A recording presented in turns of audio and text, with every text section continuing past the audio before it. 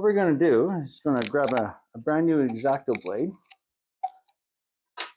I don't really recommend using used ones because, if they have any kind of imperfection in it, it will make more marks. So you simply don't want to do that.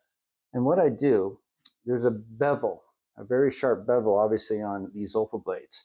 I actually go down to a low angle and I match that bevel. And so I can actually get underneath there and pull it apart. And some of it may or may not come off very easily, depends on the sticker.